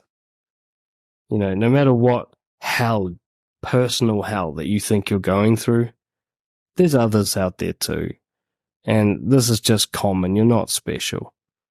When you talk about like you're special and negative and serious, it creates that kind of very off-putting tone. And it's just not actually truthful. If you say, woe is me, the special punishment that life's given me, it's like, nah, dude, you're a human. Welcome. Welcome to the club. You know, we all got this shit in various ways. You might have a very unique context, but the suffering is just general. We all suffer. You know, and that's one of my favorite sort of ways of expressing something negative that's also playful and connecting is to be like, I'm doing that thing, you know, I'm doing that human thing. Like, I'm doing that thing where, like, I'm in a down mood and I'm trying to find a way to blame my wife for it. Yeah. Right. I'm doing that thing we do where I'm trying to, like, displace my anger onto someone else, or doing that thing where I try to excuse my bad behavior by blaming the government. You know, you do this thing like, I'm doing that thing that we all fucking do. You know, that thing, I'm right in the thick of the action right now. I can't believe it. And that's really playful and, again, very polarizing. You know, if you're on a date and you say, I'm doing that thing right now where, you know, I get myself all nervous in the hope that you like me, even though I don't even know you, so I don't even know if I should want you to like me, and then I'm doubting myself now, you know? You know what I mean, right? And they're either going to be like, or they're going to be like, fuck, I'm doing that as well. Okay, good. Right? And you're going to get those one or two, either the date ends now, or the floodgates open and everyone can just fucking relax. Because you just made it okay to be fucking all the weird things that happen on a date, you know? Yeah. Oh, that's amazing. Yeah. Yeah, this is great. This is really great. There's so many like sound bites from this. It's crazy. I have this kind of desire to switch topics a little bit at the moment. Something that we've talked about at the beginning of this conversation. You talked about when you read Meditations, it kind of changed your ambitions in a kind of radical way, kind of grounded you. In a previous podcast we've done, you talked about essentialism and how you were working on kind of cutting off a lot of the non-important things and focusing on what matters. I'd love to just get your current approach towards productivity and getting things done. You know, like there are different schools of thought. You know, some people are like hyper, you know, build a second brain, you know, be like super neurotic about getting everything, lists within lists within lists, obsessing over the perfect to-do list app, trying to use different techniques to stay focused, and you clearly create a lot, right? You're a prolific creator, coach, you're creating courses, you're doing your kind of daily dose of integrity. Is that the current thing? Yeah, daily dose of integrity. You have a Substack. What is your kind of, when you have a work day, what is your thought process and system for getting things done? Cool. Yeah, that's, I think essentialism is still the key there. Only, before I was maybe not entirely sure on what it meant, even though I'd bought into the idea. I wasn't really living by it, as much last time. But I had about 5-week break this year. Where I haven't had a break from work in like 10 years. And so I took 5 weeks off. And it's just backlog of reflection, everything came flooding in. And it made me realize that I'm just really spread thin. So I guess you'd say I doubled down on the essentialism idea. And what I realized is just, I'm going to cough. Here we go. There we go. What I realized is that I can get sort of a lot done with a little effort. And when it comes to something like, say, creating a course, when I put my effort into that, all the other stuff comes from it. So I can create videos from the courses to put on YouTube and so on and so forth. And I could do this kind of repurposing thing. Anyway, so I had all this kind of breakthrough about essentialism, and I realized I just want this very clear thing that I just do the same every day. Because my biggest problem was before I just wanted to do different stuff all the time, and I never really saw anything through. So I realized I've got too many ideas, and I have to get them all out, or I'm going to fucking lose my mind. And that's where the daily dose of integrity thing came up. And those are based on a 1-minute video I do each day. So that's literally a minute's worth of work.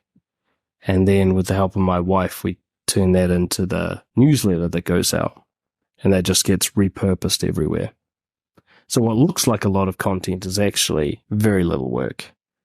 Like I said, my gift and curse is I don't have writer's block. All those 1-minute videos I put out there, one takes. They're ideas I've been pondering for years, and I finally get to speak, and it's actually been a fun challenge to see how concise I can be with an idea.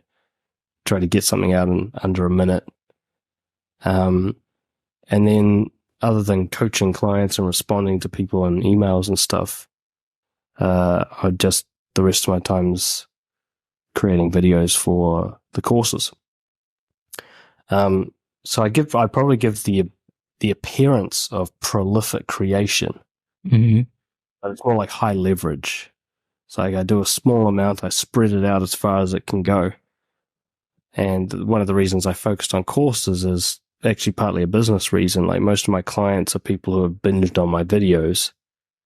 And so I'm like, well, a course is a video binge, but structured and ordered, and the course itself can be valuable, whether or not I coach the person. So I got the kind of highest leverage value for the lowest amount of effort. But yeah, and I've had to say no to stuff. I'm not writing any books at the moment. I very rarely do a podcast. It's just if an hour becomes free and I get the urge. I don't do separate stuff. A lot of my posting is copy and paste done by my wife now, rather than me scrolling and bullshitting all the time. And I just keep my head out of the comments section these days, and I stop starting new projects and new collaborations and all the stuff I used to do every week. I just said yes to all the different ideas that occurred to me. And now I'm going through a very rigorous and actually quite challenging self-development phase for myself, which is just saying no to all these new ideas that occur to me. It's actually one of the hardest things I've ever had to do. Every day I've got new brilliant fucking ideas of what I could do next, and I just have to be like, nah, stick to the basics. Just go do your daily newsletter and your daily work on the courses and coach your people and shut the fuck up about it. That's all you're doing indefinitely. Yeah. Oh God, that's really cool. Yeah. I totally see what you mean about kind of making, your kind of work go further.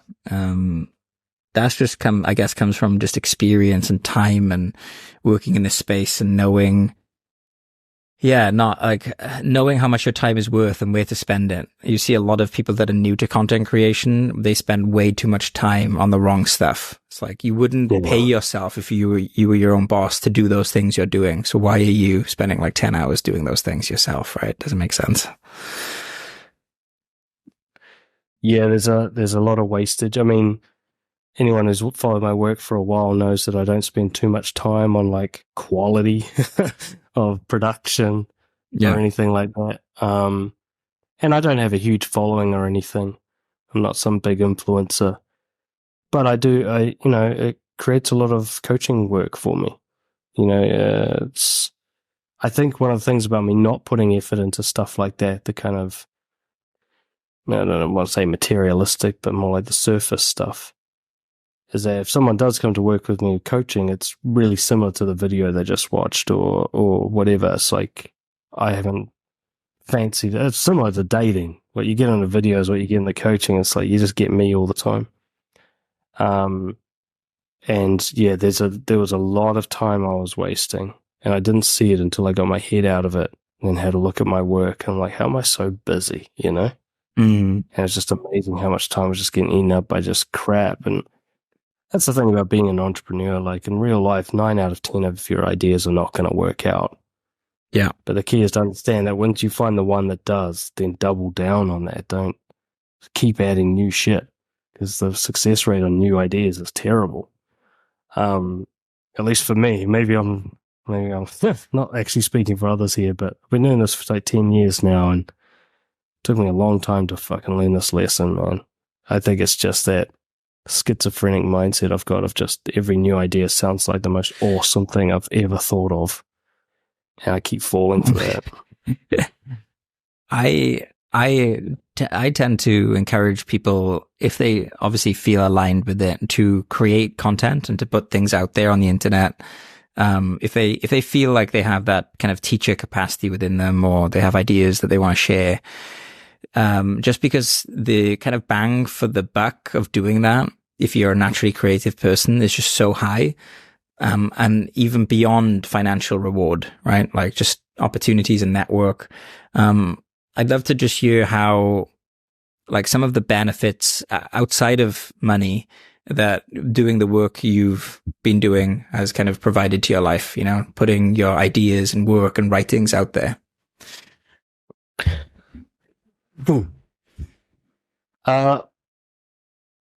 I think there's a huge confidence growth thing in just expressing yourself honestly.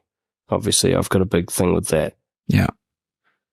But creating content means taking that to a higher level. You take the risk of being judged by an audience as opposed to one-to-one. And the backing of yourself that occurs when you publish something. Anybody who's created content knows there's a big difference between creating the content and publishing it. That line is horrendous to cross the first time, just for some people every time. And there are times where I'm still like, it's weird. The stuff I most hesitate to publish usually goes down fine. And then the other stuff, I'm like, this will be all right. I'm like, oh my God, look at the blowback. You wake up to all the notifications, like, oh fuck, here we go. But when you believe something is true and you believe it's helpful, and then you express it and you take the risk of that rejection and negative feedback that you are going to get if you are being really honest. That's like getting encouragement from some invisible father to go and do what you think is right and speak your mind. Except it's just you're the father. The more I speak my mind and publish it, the more I feel worthy, really. And it's not even so much that it's proven to me that it's valuable to others, though that has also happened. It's just, I had one coach, he put it to me really well.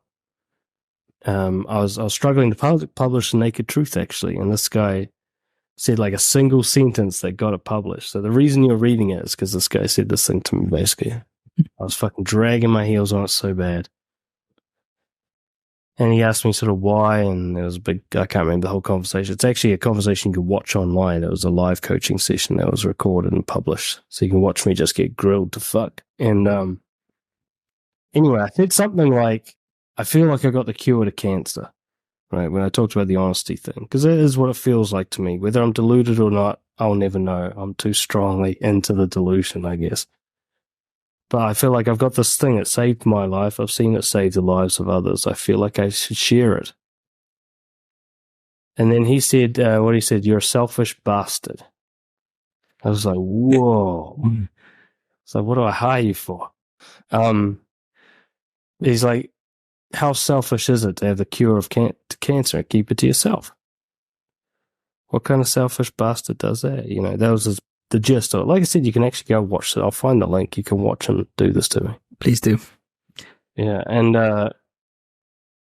that's what I realized. Like, I mean, if we get real for a second here, like, I have had people message me saying that they saw something of mine and it changed their mind on suicide.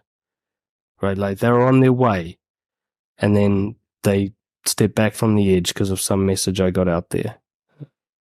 And I realized, like, well, every time I haven't published, haven't spoken, I mean, was there someone who needed to hear it but didn't? Wow. And maybe not suicide, but maybe, you know, got into a bad relationship or put up with a bullying boss for another year or something. Like, is there something bad that happened because I was selfish in my fear of rejection? Right? And that's the thing, if you really think you've got ideas that will help people, if you're in that teacher capacity, that sort of, it doesn't even matter. It doesn't even have to be non-fiction. I mean, I've been rescued. My life was rescued by fictional books, by entertainment, stand-up comedy, movies. Imagine if those people never put that out. Like, you think of your favorite movie or a movie that just moved you. I don't know, something like Fight Club. Imagine if they'd been like, nah, this wouldn't make it, this movie, fuck it. And that's kind of actually what happened with Fight Club. Like, Chuck, however you say his last name, the writer, you know, he had to really push for it and battle to get it made.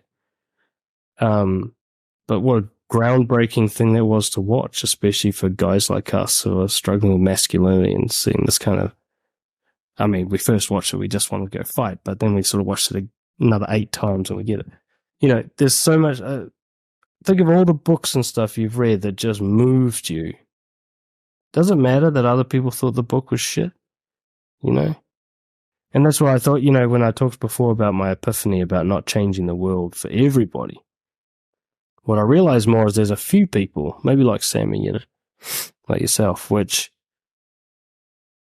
what I got to say at that time in their life is just what they need to hear, right? Like, it's just perfect. And then, you know, 7 other people give me a 1-star review on Amazon for their book or whatever. You know, that's the price I'll pay for that particular piece of publishing, perhaps.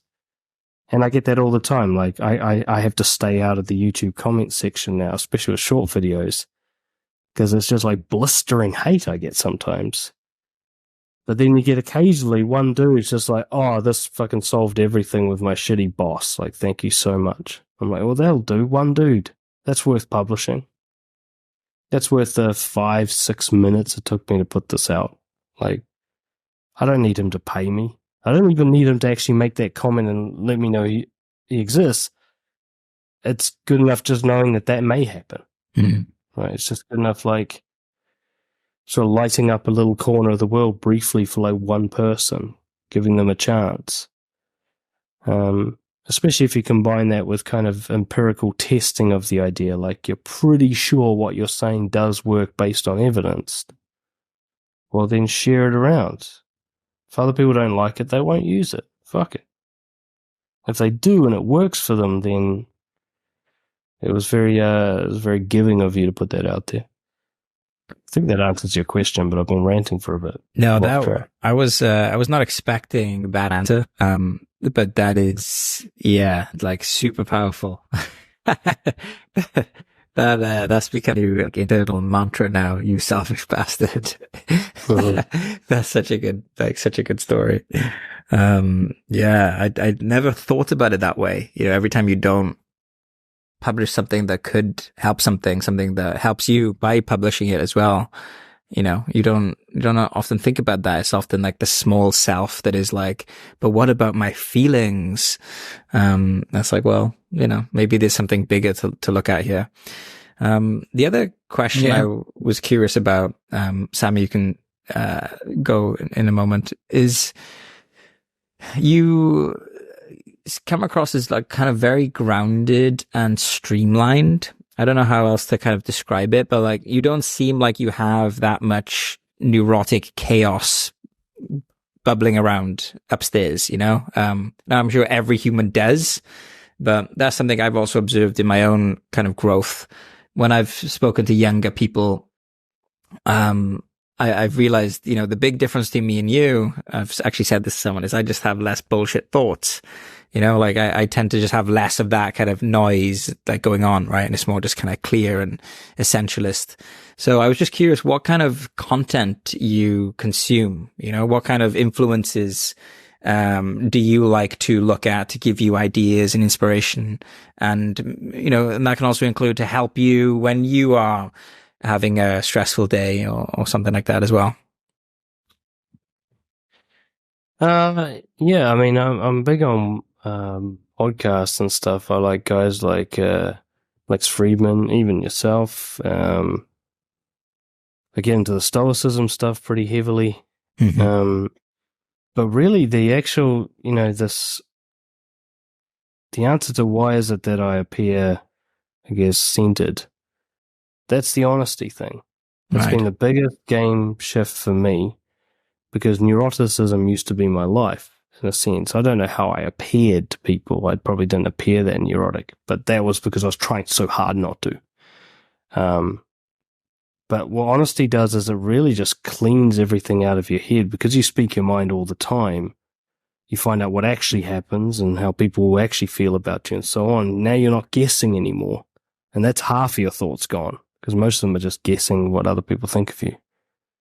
And then the more, like, especially with creating content, especially with writing books, I found, but even the videos and the podcasts, the more you speak your mind, the more you understand what it is you believe and what you think, and the easier it becomes to talk about. The easier it becomes to put it into sentences and paragraphs. So it actually sounds like you've written this out before, because in a way you've practiced it. Yeah. And so this, I'd say, in terms of the content I consume, what I'm really looking for is people who appear to be, at least, very, very honest. There's even people who are quite controversial figures and people don't like them. Say someone like Jordan Peterson. Mm-hmm. There's a lot of stuff he says that I don't agree with, but I would argue he's one of the most honest people in the sort of high-profile sphere that currently exists. Whether or not he's right or wrong is a different discussion, but I have very little doubt that what he says and what he thinks is almost perfectly aligned. There's nothing hidden. And I get my kind of, it's relaxing for me to see that there are others.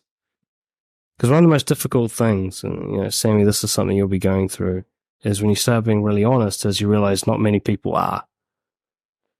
You know, I've made a piece before about being honest in a dishonest world. I mean, from the bureaucracy of having to deal with, like, getting your immigration sorted out through to just everyday conversation with people on the street, like, there's a lot of bullshit. And it can feel lonely, to be honest. It really does. I can be at parties sometimes where I'm just like, fuck, I'm like, not just the most honest person here, but the only one. Like, everyone else is just playing. Everyone else is fucking wearing a mask. I feel like an alien, or I feel like they're aliens or something. I feel like I can't break through.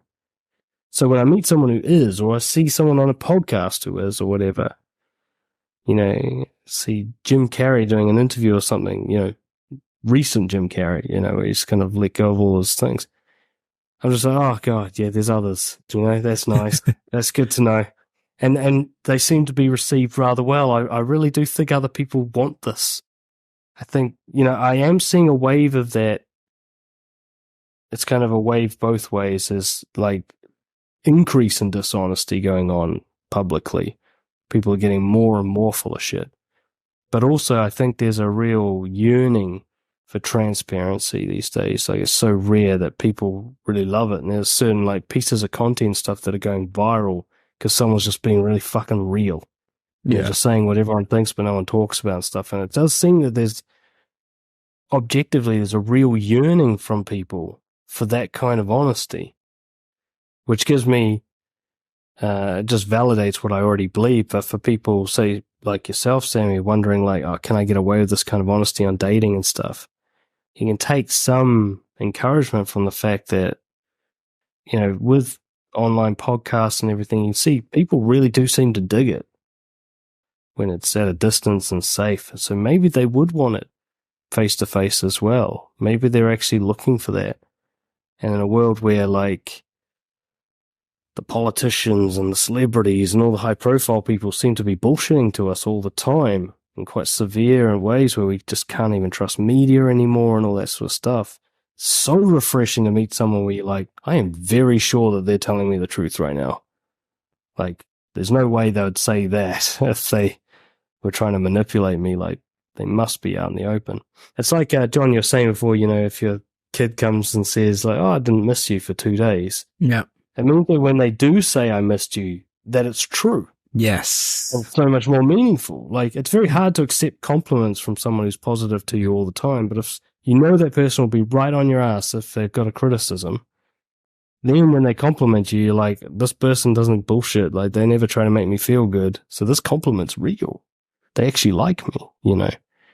And that's why I think like being too, say, smooth in the dating phase and being too agreeable or positive means that they can't trust you. They can't trust if you say, I like you, that you actually mean it. But if you say like, oh, is that your favorite music? Yeah, I can't stand that.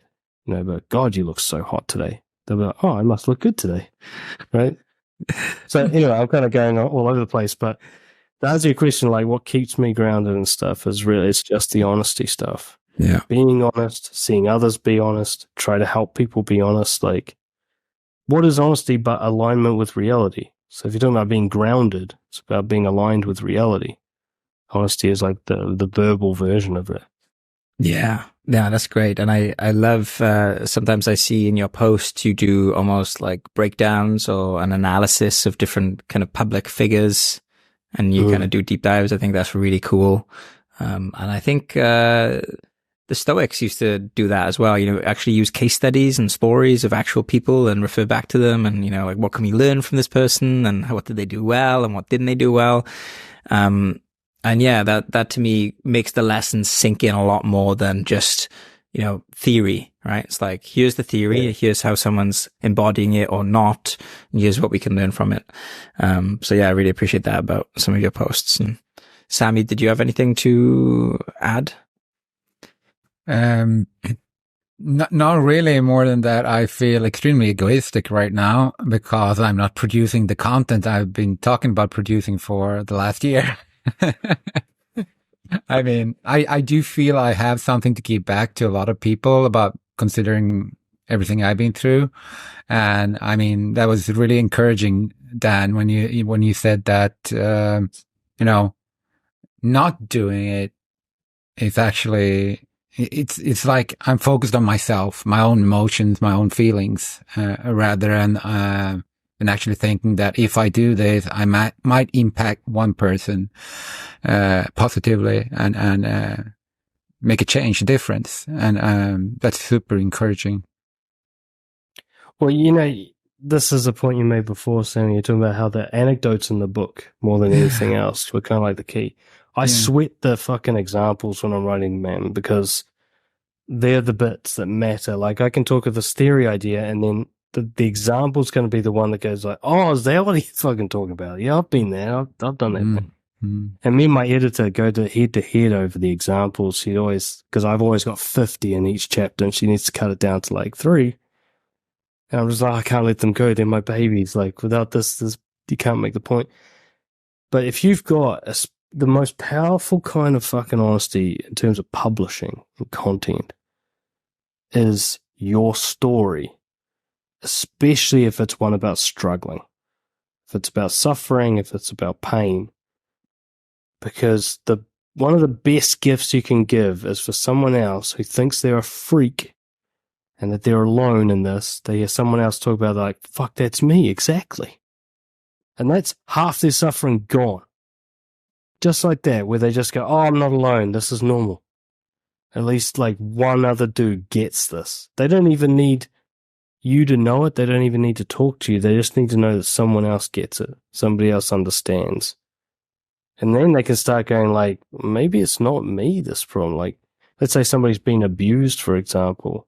You'd be amazed at how many people thought that was normal until somebody else comes on and says, this happened to me and it's abuse. And they go, wait, is that abuse? Fuck, I've always felt weird about it, but it was just normal in my family or whatever. And, you know, that's some of the most sort of popular content you see online now in the more authentic space, is the stuff just someone saying, like, this happened to me. This horrible thing happened to me. And that's why I found, like, my most popular stuff is either me answering someone's question from their real life, so it's a real life example I'm dealing with, or a personal story from my own life. And not one where I'm the winner either, necessarily, but just one where, like, a lesson was learned. And it's amazing to me still to this day, the feedback I get where someone's just like, oh, I'm just glad to hear it happen to someone else. Or, like, say with nice guy syndrome, like, oh, this thing has a name. That's good. Okay, I could put a face to this fucking beast that's been ruling my whole life that I couldn't see because it was my life, you know. So yeah, if you've suffered and been traumatized and you've got stuff to share about that, yeah, there's somebody out there right now who thinks they're absolutely unique and it's only happening to them. They can't say a word about it because everyone would know that they're a freak, and they have no idea that they're part of a big group who completely understand and have been through it too. And a little video from you could flip that for them, you know?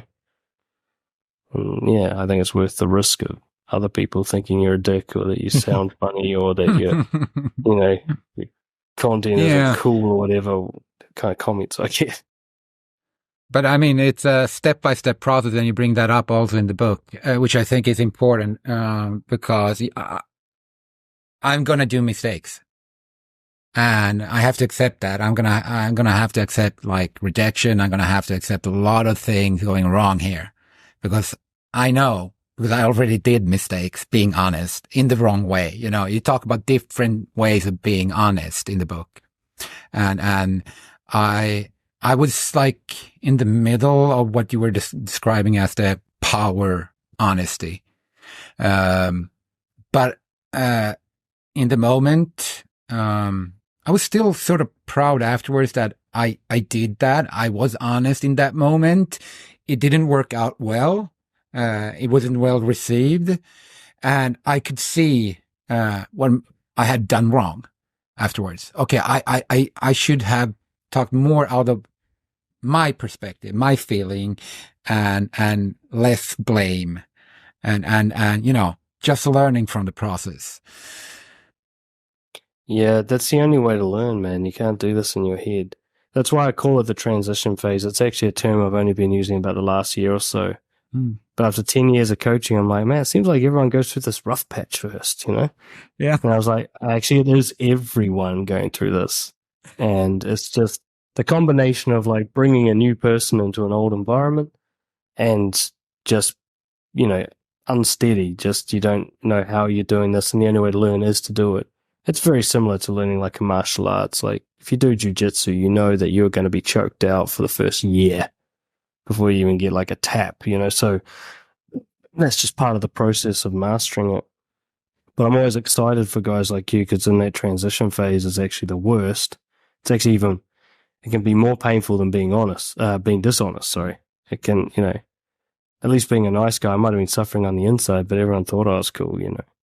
And I went through this phase where I'm honest, and that's really uncomfortable, and everyone seems to hate me. I'm like, Jesus Christ, I'm not getting anything out of this. But like you, like, I'd feel proud of it after it was done and stuff. I got a sense, like, yeah, this is right. Like, the results seem kind of awful, but that's what got me addicted to this in the first place. When I just started experimenting with honesty, I wasn't getting amazingly positive reactions to it most of the time, but it just felt good after, like, even after an absolute, like, train wreck. I'd be like, fuck, at least I said it. I'm not going to be lying awake tonight thinking, I wish I'd said something. I'll just be lying awake going, fuck, I shouldn't have said it like that, but anyway. Yeah, that's the thing I think is key here, because there are I've experienced during my life so many regrets, about so many things. Why didn't I say that? Why didn't I say that? Then I also experienced regrets about, saying that thing. But it's like, at least when being honest, you haven't been lying. You haven't been dishonest with yourself. And I think that's something that's valuable to learn. It doesn't have to do with the rest of the world. It has to be, I think that's what the book really opened up for me, was that I'm dishonest with myself. Even with that narcissist I'm talking with, it's with me I'm dishonest standing here. I'm not trying to even almost convince him of changing his behavior. It's me changing my behavior when I'm dealing with this kind of person. So, it's a perfect example of me just like stepping up the game and just like going, okay, now I'm going to be that train wreck and we'll see where this goes, but I'm going to go there and just face my fears. Yeah, definitely, man. I think it was Christopher Hitchens that says that it's just about choosing which regrets you'd rather have. You're going to have regrets, so make sure they're ones that you don't regret having, kind of thing. And that was the thing. I spent the first half of my life regretting being dishonest. So I thought, well, let's see what regretting being honest looks like instead, and it was not as bad, so I stuck with it. Seems to be working out pretty well so far. So far. I really like the analogy to the martial arts you gave. I remember when I first started jiu-jitsu, like an older purple belt, I was just drilling with him and I was really new, and he just said to me like, hey, just so you know, you won't have a clue what you're doing. Everything will be invisible and unconscious to you for the first 6 months. Just letting you know. And even though that was not necessarily like encouraging, in my mind, I was like, okay, I got to show up for 6 months. Cool. Like it gave me that goal, just keep showing up and don't take it personally. And I think, I've always taken that on board with jiu-jitsu. It's like, you have to spar. You can do all the theory you like, but if you're not actually getting into the mix, making mistakes, learning, getting tapped out, you're not really learning. And I think that kind of transition period is really similar. You have to put yourself out there and actually apply the techniques with different people, and then your brain will start to sort it out and figure out the path forward. I kind of, I feel like the conversation's nearing a natural conclusion. But I would love to point people into specific, places where they can sign up to your newsletter or attend a course or do a course that you've done, if there are any that stand out in your mind, or if people want to get that one-on-one high touch contact with you. I don't know if you have any spaces for coaching, but I'm sure people listening to this will want to go further. Sure. Yeah. The newsletter is probably the best starting place, because all my other stuff is, promoted or talked about through that anyway. Yeah. And you'll get a good sense through that within the first week, whether you like me or not, and people could just contact me by email if they want to get directly in touch. I'm not so big for my boots that there's some barrier, I talk to anybody. And that's probably just the best way to get into it. Cool. Yeah, that's simple. Gives people something they can do. And your newsletter, is that primarily on Substack that you do that, or something else? Yeah, that's where it's hosted. I'll give you a link to your show notes or whatever. There's a free and a paid version. Just paid version gives you access to all the courses as well, but the free version gives you all the newsletter stuff. Oh, okay. So if you upgrade to the paid version, you get access to the courses as well. Yeah, you get it's like $20 a month, and you can just do all the courses you want, basically. Awesome. Yeah, that's really cool. That's awesome. Yeah. Okay. Well, I use Substack a bit, so I'll also recommend you on that as well. And yeah, I'll put all of the links in the show notes, and I'm going to dig out that coaching session as well, so I can link to people on it. I appreciate you taking the time to chat with me for the third time. I know it's pretty late where you are right now in the Czech Republic. Yeah, it's getting on a bit. So it's awesome to be here, man. I always enjoy our chats. And I've actually had quite a few clients come to me from your podcast specifically.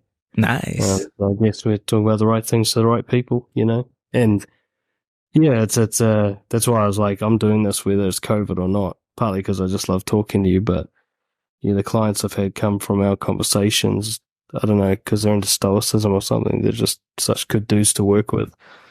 Yeah.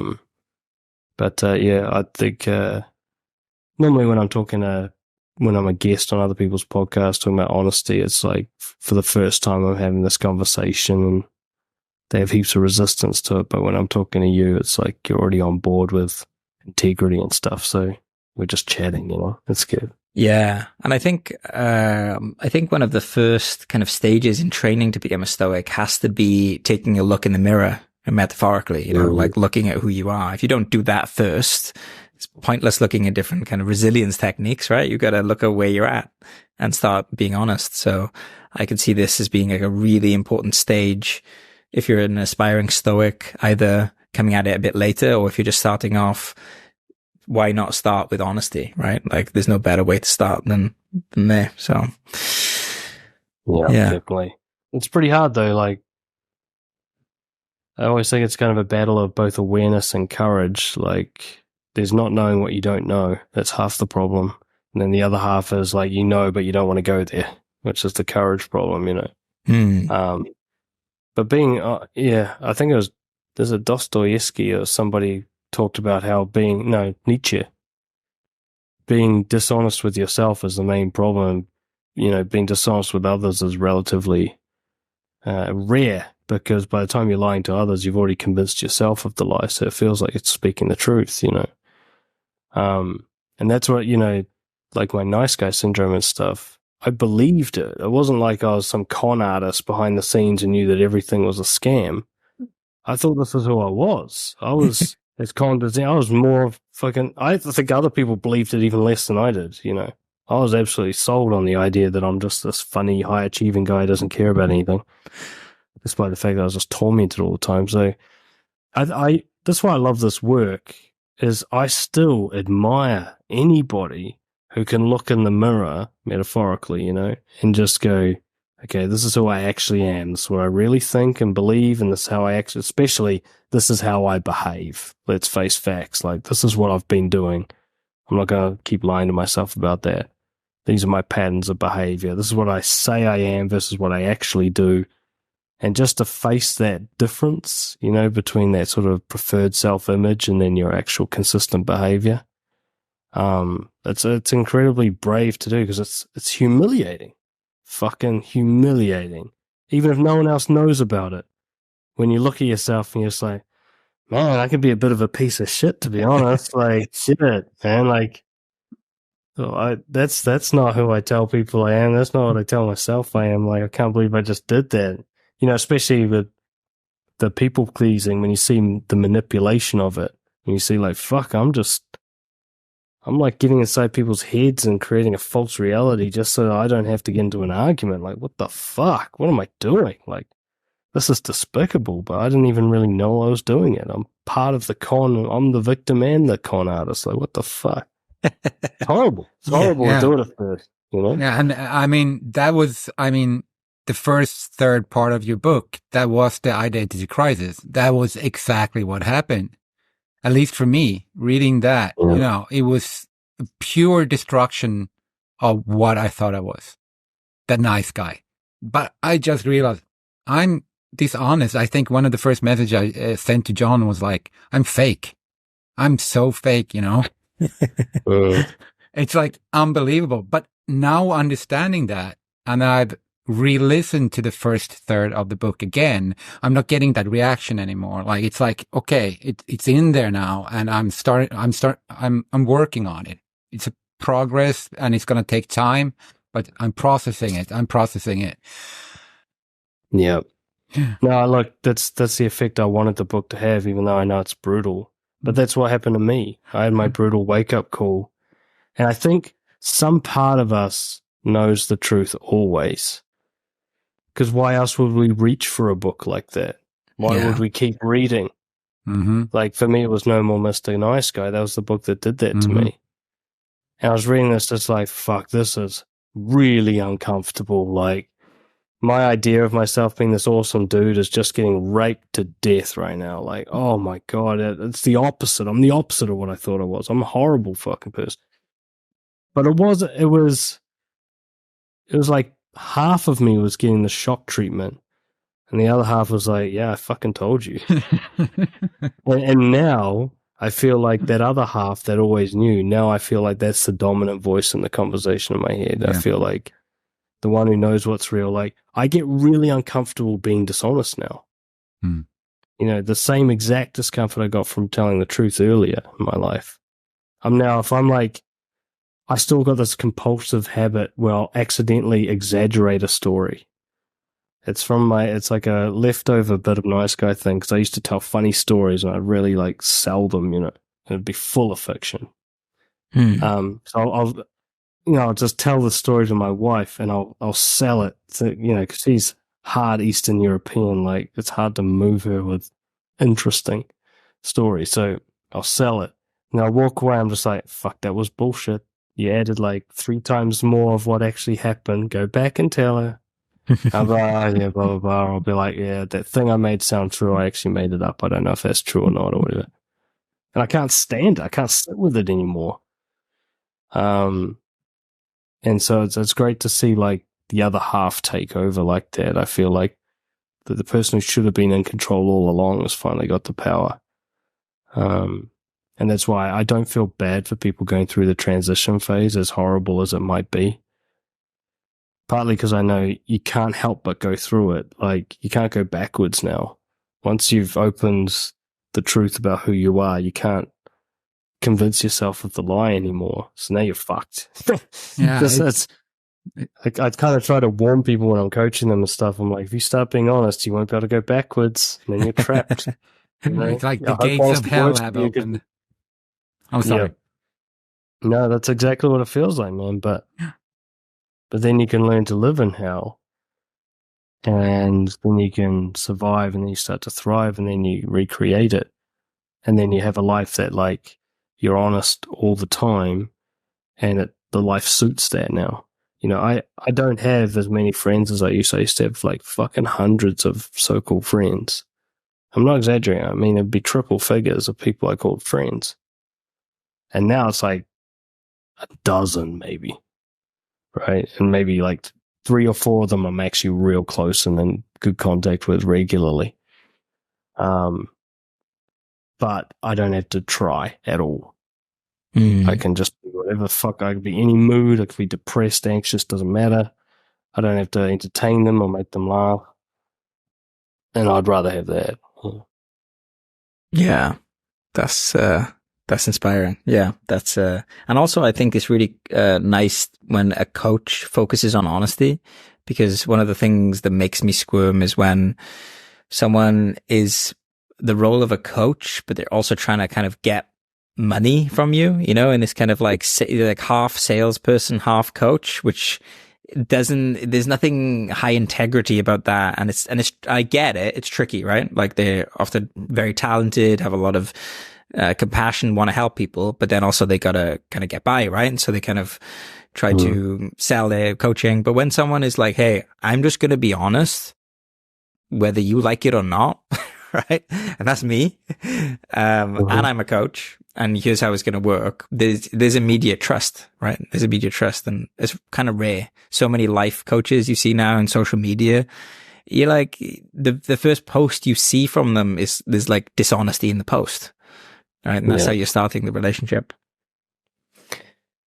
Yeah. I mean, when I first started coaching, it wasn't completely straight. That's for sure. You know, there was tactics and stuff I might use to say sign somebody up. But I'd say they're all but completely weaned out of me now. Yeah. Because part of it is also, once you really get on board with honesty and it's happening a lot and you're shameless about it, then it actually works as well, right? It is actually attractive, and it is, clients love that honesty and they sign up with you because you're honest and so on. And so this idea that like honesty is this complete sacrifice of reward is not actually accurate after the transition phase. Right. It's a different kind of, it's a reward that suits you, right? It's an alignment reward. So now you'll get the right kind of friends, and you won't have to date very much because you'll find a great partner, and you might not make billions of dollars, but the money you get will be honest money. You'll get it from people who aren't being tricked or manipulated or have buyer's remorse in any way. And it is a trade-off. Yeah. You can get more quantity with dishonesty, I think. But quality, I don't know. Yeah. Yeah. Okay. Well, I feel like we could talk for another 5 hours, but let's save this for part 4 in the quadrilogy, if not more. So yeah. Maybe let's see where I am in 1 year then. Yeah, right. For sure. Yeah, we'll keep tabs on that. Yep. And I'm recommending. I've got a few other people that are actively reading The Naked Truth now as well, that are having similar experiences to Sammy. So yeah, this is awesome, and I'm sure there are a lot more people listening to this are also gonna, like, how could you not want to get on that book immediately after listening to Sammy, right? It's gonna happen. So yeah, if you want to have an identity crisis, read it. Great. Well, thanks Dan, and thanks Sammy. Thank you. Thank you.